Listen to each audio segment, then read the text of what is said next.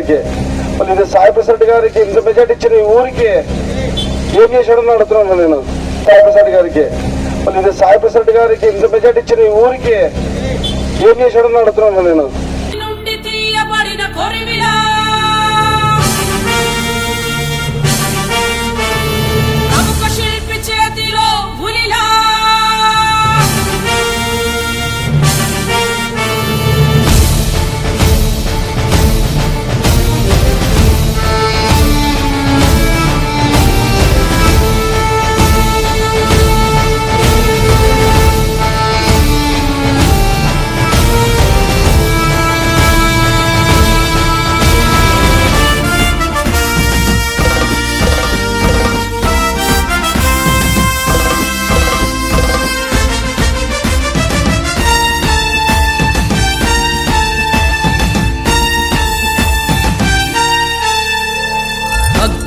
తీయబడిన కొరివిలా ప్రముఖ శిల్పి చేతిలో ఉలిలా, అగ్గి నుండి తీయబడిన కొరివిలా ప్రముఖ శిల్పి చేతిలో ఉలిలా, గురి తప్పని బాణంలాను పెరుగని వేగంలా రాయిలా ఓ షర్మిలా, రాయిలా తెలంగాణలా, రాయిలా ఓ షర్మిలా, రాయిలా తెలంగాణలా.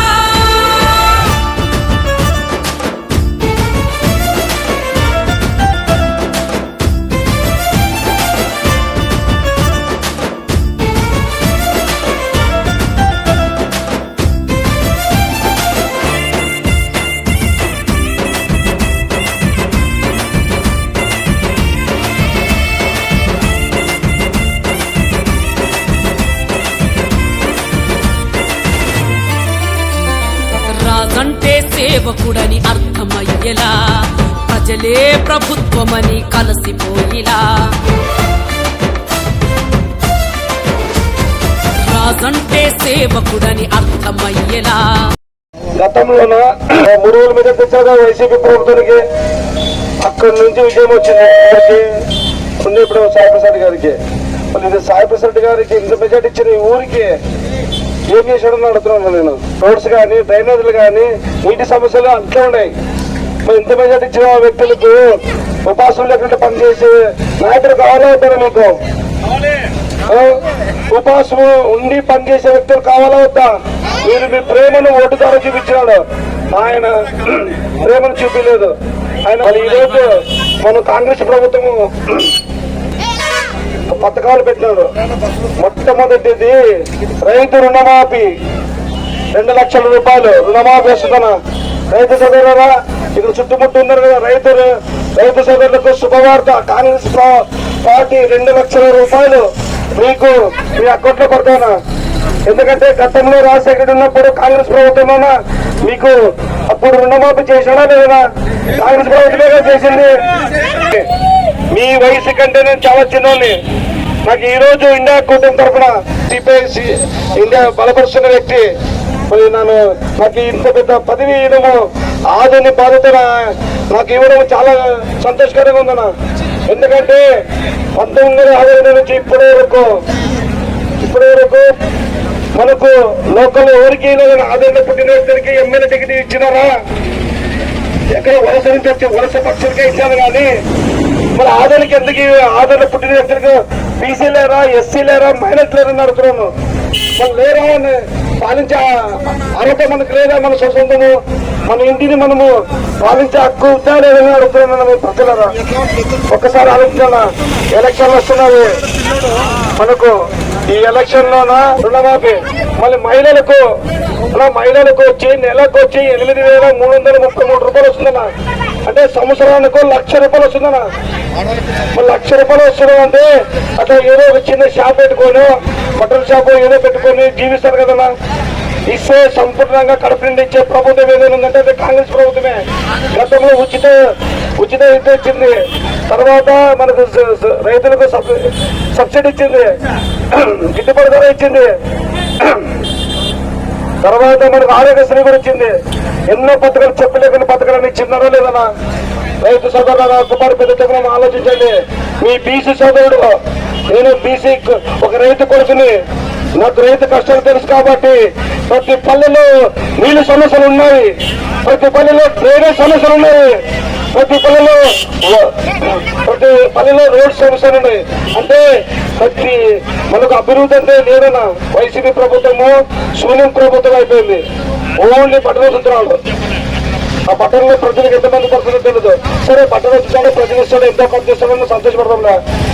అప్పుడు 100 రూపాయలు కరెంటు బిల్ వచ్చేది, ఇప్పుడు 1000 రూపాయలు వస్తుంది. వస్తుందా లేదన్నా? వస్తుందా లేదా? చేయబోతానన్నా. మూకలు మనం ఉంటే మనము అలా మన హక్కు మనము కొట్టే హక్కు మనకు ఉంది. మీరు చేత గట్టికి చెప్పితేనే నాకు ఫలం ఉంటుంది. ఏం పెద్దయినా ఒక రైతు కొడుకుగా మీకు అడుగుతున్నాను, ఒక వ్యాపార సోదరుగా అడుగుతున్నాను, నాకు దయచేసి అర్థం చేసుకోండి.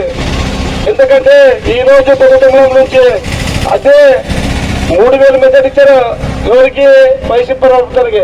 వాళ్ళకి 6000 మెజార్టీ ఇస్తారని నేను కోరుకుంటున్నా. ఎందుకంటే ఉండేది ఎస్సీ ఎస్టీ బీసీలైనా ఉండేది. మీరు మా కాంగ్రెస్ పార్టీ అభ్యర్థి అయిన రమేష్ యాదవ్ గారు ఇక్కడ వచ్చినారు. కాంగ్రెస్ పార్టీ అంటే రాజశేఖర్ రెడ్డి, వైఎస్ రాజశేఖర్ రెడ్డి చేసిన అభివృద్ధి, వైఎస్ రాజశేఖర్ రెడ్డి చేసిన మంచి పనులు గుర్తొస్తాయి. కాంగ్రెస్ పార్టీ అంటేనే ఆంధ్రప్రదేశ్ లో వైఎస్ రాజశేఖర్ రెడ్డి. ఆయన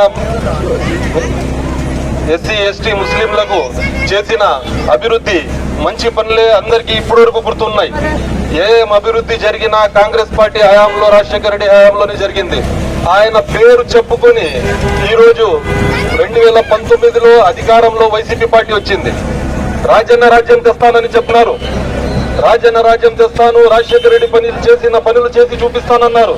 కానీ ఏం చేస్తున్నారన్న? వైసీపీ పార్టీ వచ్చిన తర్వాత ఒక్క మంచి పని అయినా చేసిందా? మాకి ప్రత్యేక హోదా తెస్తామన్నారు. 22 ఎంపీలు తెచ్చినా ప్రత్యేక హోదా తేలేదు. పోయి మోదీ ఒడిలో కూర్చున్నారు. ప్రత్యేక హోదా అంటే కొంచెం మందికి తెలియదు. అందరికీ ప్రత్యేక హోదా అంటే ప్రతి ఒక్క ఆంధ్రప్రదేశ్ రాష్ట్ర ప్రజలకి అందరికీ పని వచ్చే ప్రత్యేక హోదా. అది 10 ఏళ్లు మాకు ప్రత్యేక హోదా ఇవ్వాలా. సెంట్రల్ గవర్నమెంట్ నుంచి ఫండ్స్ వస్తాయి. సెంట్రల్ గవర్నమెంట్ మా ఆంధ్రప్రదేశ్ రాష్ట్రం నుంచి ట్యాక్సులు తీసుకోకూడదు. ప్రతి ఒక్క వస్తువు అగ్గు అయిపోతుంది. సబ్సిడీ కింద ఇవ్వాలా మాకి. ఇప్పుడు మీ రైతులందరూ డిఏపి సంచి 2000 రూపాయలు కొంటున్నారు కదా, అదే సెంట్రల్ గవర్నమెంట్ ట్యాక్స్ లేకుంటే 1000 రూపాయలకే కొనాలా మీరు. అది ప్రత్యేక హోదా అంటే.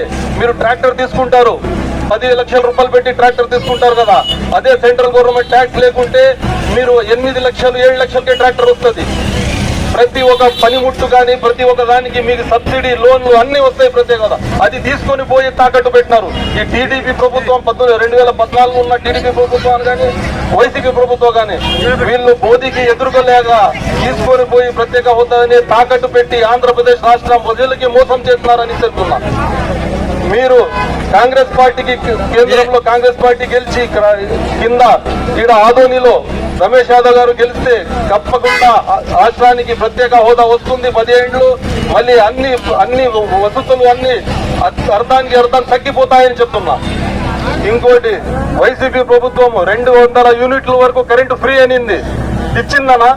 2200 యూనిట్ల వరకు కరెంటు ఫ్రీ అని చెప్పి కరెంటు బిల్లు డబల్ పెంచింది. అందరికీ మోసం చేసింది వైసీపీ ప్రభుత్వం. ముస్లిం ప్రజలకి దుల్హన్ స్కీమ్ కి 50,000 వస్తుండే ఇంతకు ముందు. ఇప్పుడు 1,00,000 రూపాయలు ఇస్తానని చెప్పింది వైసీపీ ప్రభుత్వం. ఇచ్చిందా? ముస్లిం ప్రజలకి మోసం చేసింది.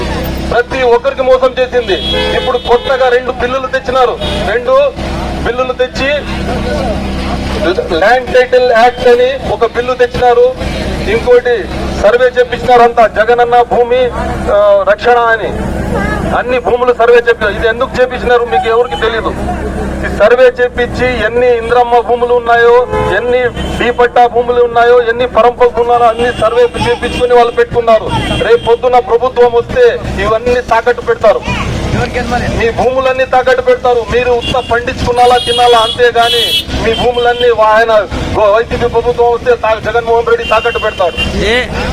ల్యాండ్ టైటిలింగ్ యాక్ట్, మీ భూములో ఏమైనా గొడవలు ఉంటే మీరు కోర్టుకు పోయే అవసరం లేదు. కోర్టుకు పోయే ప్రసక్తే లేదు. కోర్టు నుంచి అధికారం తీసేసినారు. మీరు ఎంఆర్ఓ దగ్గర పోవాలా. ఎంఆర్ఓ ఏం చెప్తే అదే వినాలా. మీ ల్యాండ్ కాదంటే మీరు ఊకే ఇంటికి రావాల్సిందే. మీ భూములు కూడా కబ్జా అవుతాయి. ఆ 2 బిల్లులు తెచ్చిపెట్టారు. ఈసారికి నాకు వైసీపీ ప్రభుత్వం వస్తే కంపల్సరీ మీ భూముల మీద పడతారన్న. రాష్ట్ర భూములన్నీ బ్యాంకుల్లో పెట్టి అప్పులు తెచ్చుకున్నాడు. ఆయనకి అప్పులు తెచ్చుకునే ఏమీ లేదు. రైతుల భూములే ఉన్నాయి. ఇప్పుడు ఇవన్నీ ఆలోచించాలా మీరు? రైతుల భూములే ఉన్నాయి. ఈ రైతుల భూముల మీద అంతా ఇప్పుడు ఆయన పడిపోయినాడు. ఇంకోటి, రాష్ట్రంలో అరాచక పరిపాలన ఎంత అయిపోయిందంటే ఎవరైనా ఏమైనా అడిగితే వాళ్ళని కొట్టే అంత, కేసులు పెట్టే అంత పరిస్థితికి వచ్చింది. అందుకే కాంగ్రెస్ పార్టీని గెలిపియాలని మీకు అందరికీ కోరుతున్నా. సెంట్రల్ లో కంపల్సరీ ఈసారి కాంగ్రెస్ ప్రభుత్వం వస్తుంది. ఆదోనిలో రమేష్ యాదవ్ గారిని గెలిపియాలా.